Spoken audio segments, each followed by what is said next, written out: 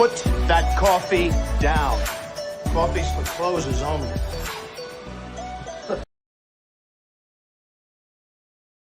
Yo, what's up, Timms?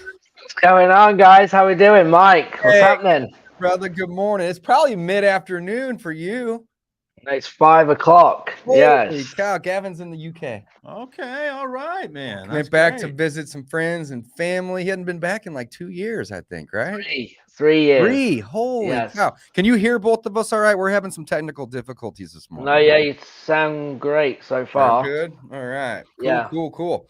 Well, we don't have Don on today, guys. He is traveling. We don't have a special guest per se, but what the hell? We got Mike, my partner, and I was like, hey, let's just jump on, man. We can answer questions about anything rental, Burr, as needed. And Gavin, we can obviously circle back after the show, but I have a car for you for the weekend. No problem. We got a couple of them sitting on the lot right now. So, and Gavin's going to be, when are you getting in town? I don't know can you see me? I'm skipping a little. I get into town on tomorrow, about 5:20 or 5:40 I land. Yeah. Okay, perfect. Yeah. Well, we got one for you. And then you're here through the weekend, or when are you leaving? Yeah, I'm here through the weekend. Yeah. So I'll be seeing you because Don's in town. So I'm sure we'll be getting together. I can't wait. We're gonna have a good weekend, buddy. Yeah, buddy. Yeah. I'm excited. So what's going on, man? Tell us about your travels. You haven't been back in 3 years. You're there. How is it? Does it look the same? Has it changed? What's different? Yeah, it's the same. It's it's kind of weird, right? Because this is just English people in general. So if anyone from the UK, they'll understand this. Like the weather's been really good for the most part, but it came to Tuesday last week and it rained all day. And I was like, in a typical English fashion, I was just like, why does everyone live here? Like, this is awful. There's nothing to do. Like, life sucks. Like, how do you live here? Basically, was my attitude. Oh no. But since the weather's been good, it's great. It's a great place then, because obviously we were outside. But as you live, like, we don't live in the town's probably 20 minutes away. Like, city's probably 40 minutes away. So we live in like villages. Do you know what I mean? That's kind of the vibe. So it's not country, because it's kind of like it's country for a minute, but then 5-7 minutes drive, you're in another village. So it isn't country at all. So yeah, but it's good. It's good to be back, see friends, family, eat some different food. So yeah, but no, nothing's changed. Nothing's changed at all. Man, I'm glad you're back. It's always good to connect with friends and family, and yeah, for sure. And I did some. Hadn't been back in years. Yes, I don't know if you watch soccer, but I went to a couple of games as well in Liverpool. It was insane. So Liverpool are a really good team. So I went to a Champions League game midweek last week, and then I was at a game last night. Manchester United, Liverpool, huge rivals. So the atmosphere is really good. So I got to do that. I went to the snooker. I bet you don't even know what snooker is, do you? No. You know what snooker is? What is that? So snooker it's not the most exciting sport, but like imagine a pool table, but bigger. Okay. How much bigger? Like double the size? No, I'd say if I was guessing, I don't know, probably 3 foot longer. Oh wow, pretty big. And you have like a lot of reds with different colors. So it's not like pool where you have like stripes and solids, right? This is like where you'd have like, I don't know how many reds, like 9 reds with like a black, a blue, a yellow, green, and brown. And you use a stick or no? Stick, same thing. Okay. So look, pocket, 6 pocket. It's just different colors, and it's a longer table basically, and it's called snooker. So anyway, we went to the snooker championship one of the days. So we watched a few frames there. So it's called the Crucible. So it's once a year, the snooker championship, like world championship, the main tournament. So we went there. I have a friend who knows the world #1. So we got free tickets to that. So that was cool. But yeah, it's funny because I say snooker and everyone's like, what is that? I have no idea. So so I did that as well. Watching Ted Lasso. You seen this? Yeah. This is Apple TV series, and he actually references, and I think in the episode I was on, snooker and darts. It says you guys are big on soccer, snooker, and darts over yeah, there. darts. Yeah, But And once pints. snooker, yeah, drinking pints. Yeah, yeah, but darts is football. good fun. It's a bit wild, right? So darts is a good time. Snooker, you're like in silence, and it's a bit more like proper, you know. But Kinda like darts golf. is a lot of fun. Yeah. Yes, a little, but I'd say golf's definitely more interesting. So anyway, that's what I've been doing, and then working a little, and yeah, and that's it. So I've been here 12 days. I'll be back tomorrow in St. Louis, ready to go. Nice. Yeah, we're gonna have so Don's hosting a mastermind event here Thursday and Friday, and Gavin and myself will both be in attendance, so that'll be fun. Be good to get to hang out with you boys, and yeah, man, talk all things real estate. Don's actually on an airplane as we speak, headed here from California. That's why he's not here today. But again, wanted to bring my partner Mike on, and you know, we can take some questions. I know we're going to try to keep this episode here today probably around maybe 30 minutes, give or take. Do a little shorter one today, but we can just jump right on in, guys. So if you're watching, hit that like and subscribe button for us. And this is all about audience interaction. So let's really embrace that today. If you guys have any questions, you know, Gavin's obviously the man when it comes to all things virtual wholesaling, virtual flipping, virtual marketing, virtual team members. So if you have anything virtual, Gavin's the man. And Mike and I, we love rentals. We like BRRRR method. We like to, you know, borrow and use other people's money and leverage general contractors, leverage property managers, leverage banks, and acquire rentals. Yeah, I mean, I have a question, seeing as Mike's on. Obviously, I know Mike, we've met a few times, but I think it's interesting, Dave. Everyone sees you every week. Obviously, you have Mike as your business partner. So I guess it's an interesting question, maybe like, how does this work? You guys are buying rentals. So, like, what is Mike doing versus what are you doing? Great question. Mike, what's your perspective of that? I try to I do as little as possible. No, that's Dave's job. I'm just kidding, man. Dave's good at it's that. funny. Our personalities, I don't even know how to describe it. Like, we both have the same end game or like long-term vision of having a large rental portfolio, continual growth, continual business growth. But we just have very different kind of attitudes and philosophies about day to day and how to do things. I mean, both of us obviously growth minded.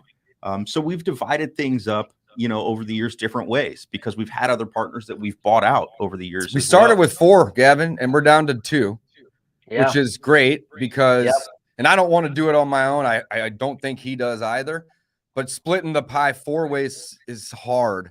Splitting it 3 ways is not much better. So now it's 50-50. It just makes sense. And so, I didn't mean to cut you off. No, you're fine. So Dave does the talking and I do the thinking behind the scenes. That's right. Kind of the division of labor. No, in all seriousness, I would say it's more of, if you look at the EOS system, so the traction book, I'm sure you guys have talked about that in the past, or if you're not familiar with it, check it out. The entrepreneurial operating system. I would say Dave is more visionary. He likes new things. He likes jumping into the new things and thinking about shiny objects. Shiny objects. And then I am the yes man. That's right. And I'm more of the integrator or the technician, where I hopefully help make things work together and help things flow. So, I mean, that's kind of, I would say, the division of labor, even though, I mean, again, it just kind of shifts. It evolves over time. Who's doing what? We have kind of fallen into our certain roles, but either one of us, and Dave knows this about me, and I know and love this about Dave, is always willing to help out in any aspect of the business. I just think that it's my role as his business partner to kind of help steer Dave or stay the course on certain things instead of jumping back and forth on different things. Agreed. Because he does. He gets really excited about very organized. He's very disciplined. And I think the one simple way to describe me is I am not risk adverse. Yeah. So what's the opposite of that? I like to take risks, right? So I'll go to these events and meet you guys and bring home these, you know, shiny ideas. And sometimes Mike shoots them down and I'm grateful for that. Other times he'll get behind me and we're like, let's try this thing. Let's do this and let's do that. And sometimes it's really helpful. Other times it's a shiny object and we learn lessons and we realize, hey, that's not a business that we want to be in. But yeah, at the end of the day, we both do everything. However, we have the simple mindset, divide and conquer. So it's like if we're both working on the same thing, that's not necessarily the best use of our time. So Mike's really, really good at managing the crews and managing the banks. But I think as well, though, and we're going to get into that because I think that's interesting. But I think the reason that it works is because you're different. What partnership ever works when you're the same people? 100%. Now we both do acquisitions and manage the team together, of course. I love running appointments. So I tell everybody, hey, send me out. I want to meet people. I want to shake some hands. I want to talk. Love doing that. Mike will run them as well, but I love running them. So I'll do as many as I can. And I'd rather look at an empty house. No, it's true. I mean, look at me and Joe, for instance, on the education side. Absolutely. We couldn't be, we're very different. Right. And then once we get it, once we get the deal and we get it under contract, Mike, he basically carries a lot of the load, right? But my goal is to just find as many deals and motivate the team. And obviously I'm more heavy on the coaching side of the business as well. So yeah, divide and conquer. We share, but again, if something's, if ball's getting dropped here or there, we help each other. We step in and pick that stuff up. So teamwork, man. Yeah. So it's not a perfect answer for like who does what, but I think it's a general idea, that there is no real defined, hey, Dave, you have to do this. Like if Dave goes on a vacation or Dave's doing something, like I'll jump in. And same thing. Like if I not drop the ball, but kind of miss something, Dave jumps in and picks up the slack. So yeah. We try not to drop any balls around here, to be honest, but sometimes you get a little busy, it happens. Yeah. So basically, like, because the visionary is an entrepreneur, right? Is someone that goes and has all these ideas, like you say, go to events, networking, comes back. And my team, like, basically tell me it's kind of like they have like a net, right? So I come back with all this, I wouldn't say nonsense, right? But a lot of it is like all these ideas, and they're just trying to like, it's kind of like catching butterflies in a net, right? They're trying to, and then they'll look at them and go, well, this isn't going to work. Well, that's no good. And then you kind of go, well, what about this one? And that's what Mike's doing. And then he helps then implement, keep it organized to actually get it kind of working. And I think the other thing is, as partners that we do as well, is that you're not either scared to step in each other's role when it's needed, to go, right, I need help, or we're buried in this area, so you guys will step in and kind of help out, which is awesome, which is why you're obviously partners. At the end of the day, I think I said this yesterday, at the end of the day, we share a common goal. And that is we have a long-term approach to things. Of course, we're going to wholesale or do some fix and flips to make money now and to pay the bills and to keep the office and the overhead and all the, team. But we are, and I said this yesterday, we're addicted to investing, and we share that goal. Now, obviously, there's a limit to how much you can put into the long-term play. You got to feed the business. You got to pay the bills, right? But if it's up to, Mike and I, and we can choose between getting paid now a little bit or getting paid a whole lot later, we typically choose the latter.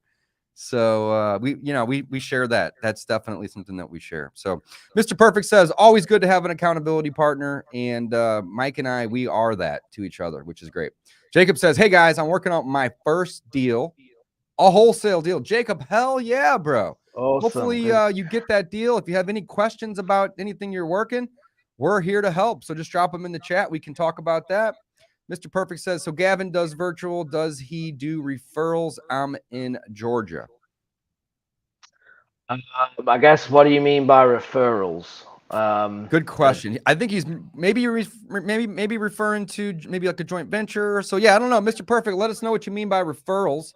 But yeah, I'm sure Gavin would entertain, joint venturing with you, or just, paying you for a lead, assuming he can make money on it, of course, right? He says, been following Dave and Mike for years. Thanks for introducing Gavin. No problem. Matt says, what are you guys' thoughts on interest rates jumping to almost 7% yesterday? I didn't even see that. I didn't know it jumped. I thought it went to 5. Yeah, I think that would be something I would have heard of. Maybe at your local bank. That's what they're charging commercial loans or something, but well, I'm gonna look this up. So the Fed, and maybe what he's talking about, they said they're planning to increase rates to a certain level, but I think it was over like 6 months or 8 months or whatever. So they're planned interest rate increases. That could be. But I don't know. Again, if rates are at 7%, my opinion is you just have to find a better deal currently. Yeah, I'm looking online. You can do a 15-year fix for 4.4, or you can do a 30-year fix for 5.2. So they are up a little bit. A 30-year jumbo is even in the high, or it's in the 3.6 range. So rates varies. Rates are going to keep going up. So I mean, my opinion or my thought is, I mean, that's what I expect. I mean, we can't have these low rates forever. We've got inflation burning out of control in the U.S. at least. I'm sure other places as well. I am unfortunately very, very focused on the U.S. So yeah, our inflation is out of control. So interest rates are going to climb. I believe. I think someone was telling me that with interest rates are with inflation around 8%. To actually curb that inflation, we have to have interest around 12 to 15% for it to even start to curb that inflation. So that's not going to happen overnight. It's going to happen very, very slowly over a long period of time. I don't even know if we'll get there. I mean, if it's going to get that high before this whole train derails, meaning the U.S. economy derails. So interest rates going up, it seems like it's par for the course, man. We're going to see that for the next few years, is my guess. Yeah, if not very quickly, very slowly. And I would say, in my opinion, that the interest rates go up, the house pricing is going to come down, right? Well, the purchasing power of the people that are borrowing the money decreases. Yep. You know what I'm saying? So yeah, you're not wrong. The values of the homes will probably taper off, but it's because of the buyer's ability. Yeah, they won't qualify. Right. So because the payments are now up. So that's starting to get into economics, and you're talking about the quantity of buyers, not necessarily the actual amount they can borrow. Right. So it's the number of people that are able to buy at those higher prices goes down. So it's a decrease in the number of available buyers that are able to buy at a higher price, which then pushes the price down. So it can sell. Yeah. So you're talking about like moves on the curve versus shifting the curve. I don't know. It's a little over my head too. I get lost when I start trying to talk about it. Yeah, totally. But it is. Yeah. I mean, that's a good point. We will see prices possibly decrease because of that. That's right. So, man, I don't know about 7%. I mean, maybe some products out there are that high. But I just got quoted 2 days ago from one of my main lenders, one of Mike and I's main lenders. We could do commercial loan, 5-year over 25, so 5-year fixed rate with a 25-year amort, but it doesn't balloon, it renews at 4.75. Now that was 2 days ago, so maybe it's changed since then, but it's definitely not 7. So, but again, doesn't mean that you're not getting quoted 7. On a product at a local bank or credit union that you're working with already. And that also, it may take into account his credit history with the bank or FICO scores or any number of things. Yeah, there's a couple things that you'd have to he could be definitely factor in. So Mr. Perfect says this. I actually went backwards with our comments here today, guys. So this was one of the first ones. I have a lead right now. Seller's highly motivated, and it hasn't been touched since 1950. That's 70 years ago. It's worth $350K after the repairs, but that's what they want for it. Move on. It's a great deal, but I'm stuck. So yeah, here's the thing, guys. The after repair value is after repairs. So if the house hasn't been touched for 70 years, I don't know the square footage of this home, but let's assume it's, 1,500 square foot. That's a pretty decent average size for a home. And if it hasn't been touched in 70 years, you're looking at 30 to 40 bucks a foot minimum. Right. So you're looking at 50, 60 grand minimum. Depending on where it is as well. Yeah, we have no idea where it is. Right? But either way, it's, 50, 60 minimum. And if you're going to be able to get 350 after you fix it up, you have to put 50 to 60 in it and cover holding and closing and interest charges. And that's without even a profit. So if you pay 350 for this property and put money into it and it's only worth 350, you're going to lose. So my advice would be to move on. Gavin, Mike, what would you say? I mean, we don't have enough info, of course, but I think there's wants and needs, isn't there? When we talk about highly motivated, well, what is that? There's wants. What I want and what I need are two different things, and you've got to get to what they need And that's obviously down to the negotiation, right? I could be 100%. highly motivated and I really want you, Dave, will you please buy my house? But I want $1 million for it, even though it's only worth 7. But I want $1 million. I really need the money. Will you pay me $1 million? I can come across very highly motivated, but you ain't going to pay it. You know what I mean? So there's wants and needs, and you've got to get down. You've got to get past that and actually find out what that core problem is to find out what's actually necessary and going on. So yeah, if as Dave's just explained, based on that theory, then the numbers wouldn't work. Yeah, but still make an offer. Look at it this way, guys. If I was to look at this, 350 is my ARV, so I'm gonna start there. So that's where I start. 350. I'm gonna multiply that by, let's say, 0.75. I'd like to go at 0.7, but the inventory is a little low. I'm gonna go a little higher. We'll go to 0.75. That puts me at 262, and then I got to take my repairs out. So assuming the repairs are, let's just say they're 50,000, I'm going to take off 50. That puts my MAO, my max allowable offer, at 212. So what would you offer in that case, Mike? Not 212. No, probably. 200, 190 to 200. Just because he is, wanting 350, but I think you've got to kind of explain to him that's not going to work. Which is a little over half. Of the ARV. So yeah, definitely don't pay that. So, and again, I don't know Mr. Perfect's situation. So, what do you do in a situation like this? Like, we're also agents. So I might, or again, you might know agents, you might want to refer this to someone to list. Again, if they're really stuck on getting the highest dollar, but they aren't truly motivated, like Gavin said, it might be a better referral for a listing agent. $350,000 commission, it's what, 10 grand, something like that. Yeah, maybe. So it's not a bad listing commission. So that might be the way to go.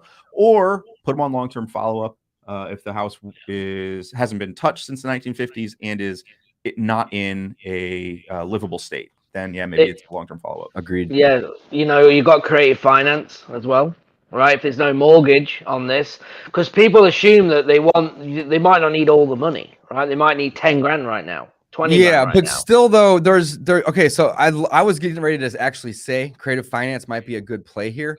But guys, lesson number 1 of real estate investing, and these are Dave's lesson. This isn't, this is my opinion, of course. But lesson number 1 is you make your money when you buy, you get paid when you sell. So even if you're able to get this on owner financing for $350K with no money out of pocket, if it needs 80 grand with repairs, you're not getting a discount. Yeah, you're right. I still won't be paying that. Get a deal, or at most pay what the current value is, not the ARV. So love it. Let's keep it moving though. So Mr. Perfect asked a minute ago, he said, does Gavin do the virtual? Does he do referrals? And then he actually just said here, can I send him deals for payment? So again, I think we may need a little bit more elaboration on that. Personally, I don't like when people just send me names and addresses. No. It needs to be under contract. Yeah, it needs to be under contract. Yes, and I think we're on the same page. I love joint venturing with people. I'm sure Gavin does too. But when we say that, let's define that. That means that you've already done the marketing or the networking to find the seller. You've already negotiated a good or decent price, and you have that under contract. If you have that, bring it to Gavin, bring it to me. We'll help you sell those deals. But I'm not necessarily interested in somebody just saying, hey, I got this vacant property over on 231 Main Street. Yeah. Like, great, there's 2,000 of those, like call the guy up. Help us with this. Do some of that work for us, and then we'll partner with you. I'd imagine Gavin agrees on that. All right, cool. Yeah. Jacob says, Dave, you guys interested in buying in Jennings? Nope. I actually just sold 2 or 3 houses in that zip code. I'm exiting from that area. Mike, what do you got? We are not interested in buying and holding in Jennings. Ooh, generally speaking, some parts of Jennings we won't buy. We won't even try to flip in. Other parts of Jennings are okay. That's one of the bigger. It's a big area in North County. So I'll look at it, but again, not super interesting. Yeah, we could help you sell it, maybe. Yeah, hit us up. If you got a good, here's the deal. We love wholesaling in that zip code. We got a lot of buyers in that zip code. So if you got a deal, we can help you move it. But we're not personally looking to buy and flip or buy and hold in that zip code. Unfortunately, it's just not the best. Yeah, I'm happy to say our portfolio, we are kind of shifting it to places we'd rather Yeah, we'd rather truly hold long be term. and hold. And with the, and, you know, we've had a couple questions at this point about interest rates and, you know, uncertainty. And here's the thing, guys, if you're in, you know, C plus, B, A, any of these classes of neighborhoods, you know, you're going to be relatively safe, even if rates go crazy or if the market, you know, takes a dive.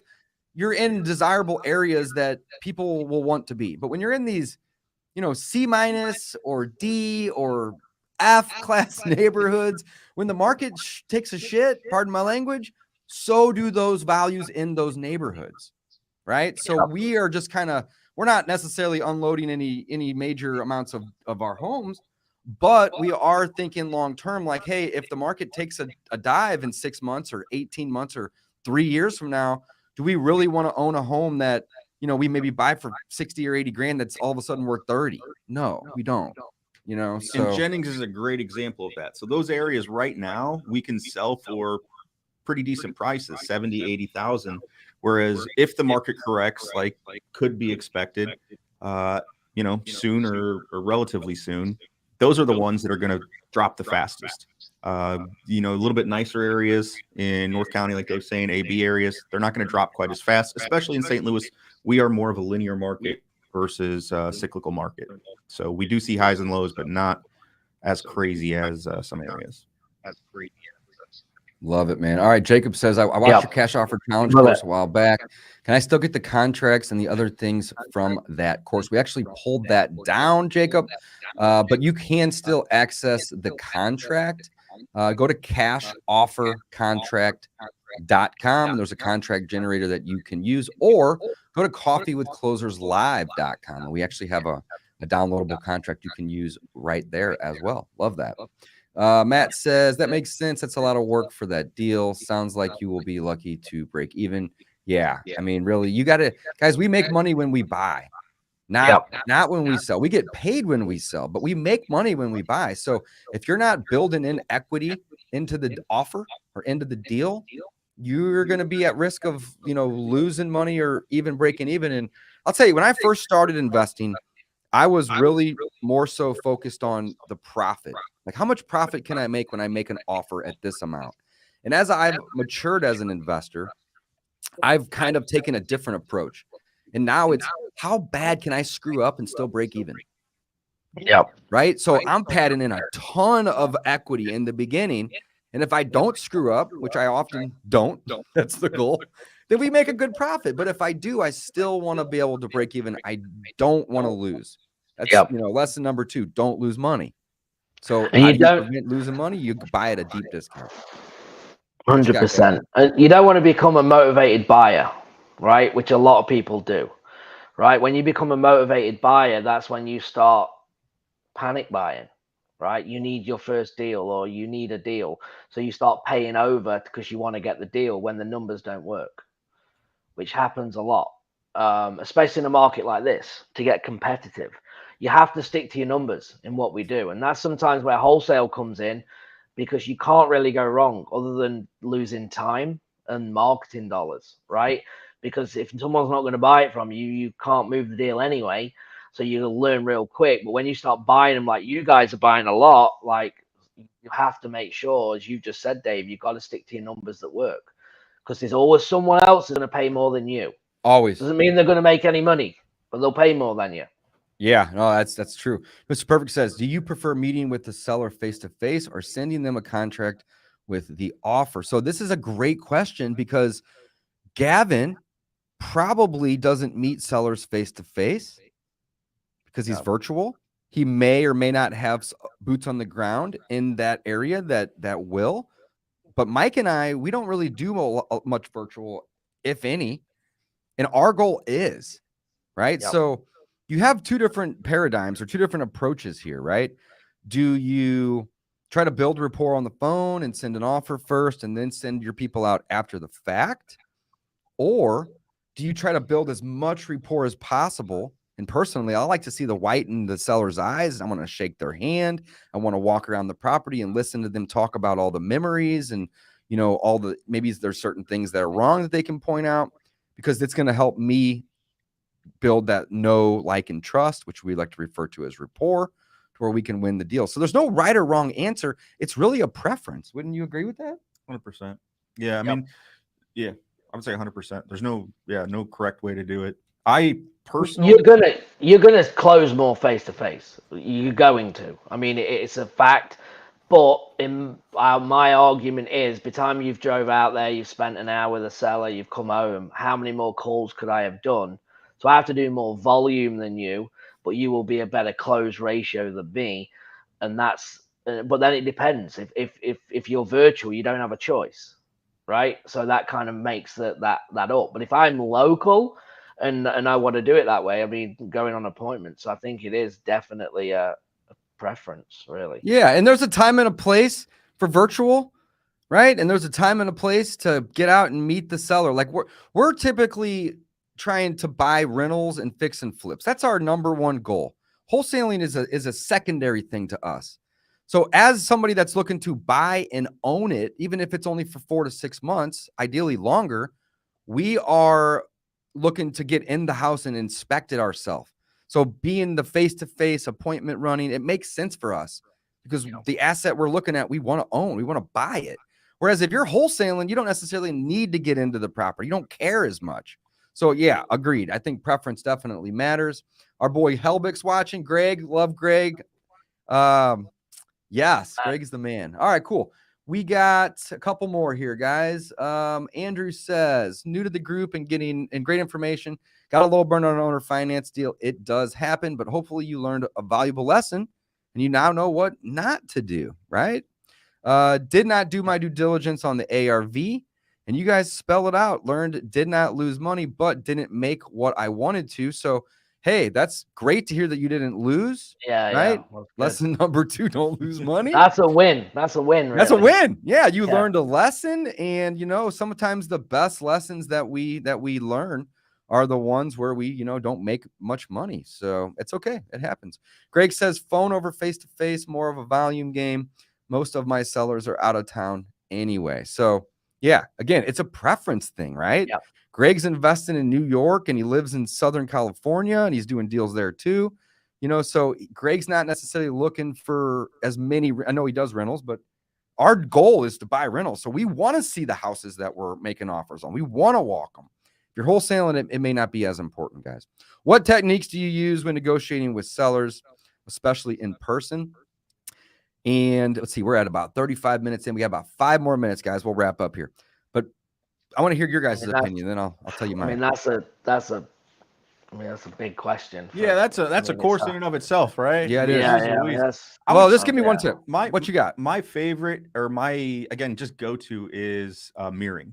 So you're trying to build rapport with someone. You're trying to make a friend with them. And one of the easiest ways to do that, well, one is to shut up and listen, which I'm very good at. And Dave has helped me build that skill over the years.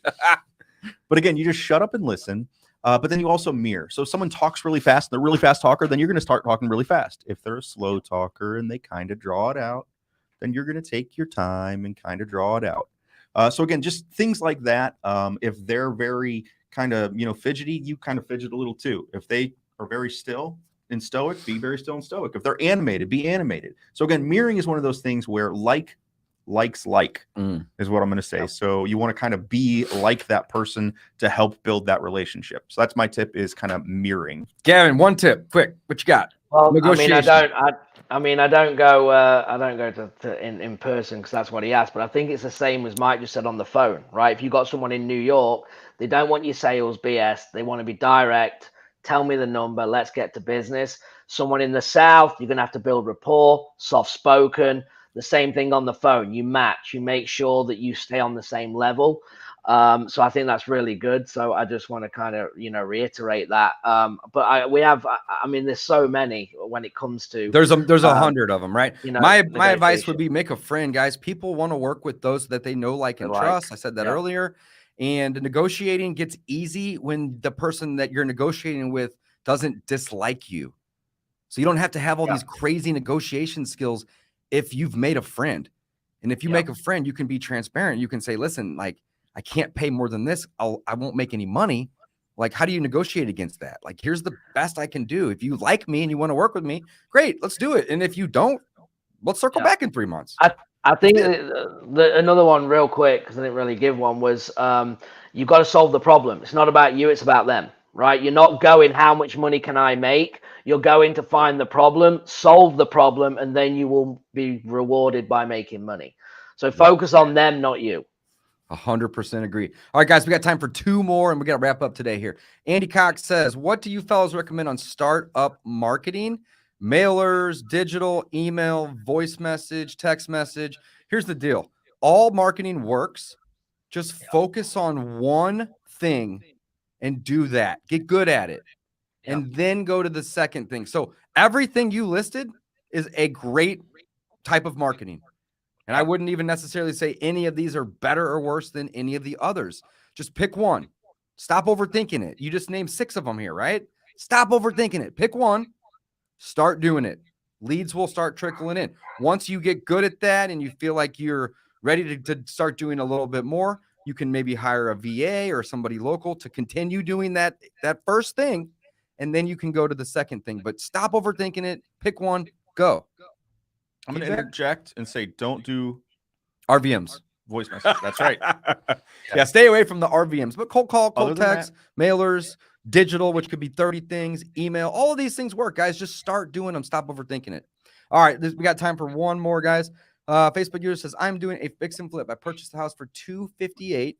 The ARV is $515. Nice. Rehab is estimated at $100. How do I figure my profits? Well, I can tell you how to do that real quick. Here's what we're going to do. We're going to take our ARV of $515,000, and we are going to times that by 0.9. Reason is the cost to sell a property is typically 7 to 9%, and I like to round it up to 10% just to have a little padding. So the ARV times 0.9, or taken off 10%, is $463,000. Next, what you're going to want to do is you're going to want to take off the estimated rehab. That's $100K. So that puts me at $363,500. Now we're going to subtract out the cost, or what you bought it for, which is $258,000. That puts a profit at $105. That's a gross profit. There may be interest expense. There may be additional cost. Maybe your ARV is too high. Maybe your rehab's too low. Those variables we don't know. But based on what you had given us, I would expect you to make 6 figures on that deal. You guys, and worst case, you're making money. I mean, even if it goes wrong, you're still making money. G's on this one. Yeah. You could screw it up and still make some money. Those numbers make sense. Yes. I love it, guys. That's great. Well, guys, we're going to wrap up a little early today. Thanks for coming on. Awesome. Don't forget, hit that like button. Subscribe if you're on YouTube. We're here every single week, Wednesday mornings, 11 Central, 12 Eastern, 9 Pacific. And with that, we are going to be signing off.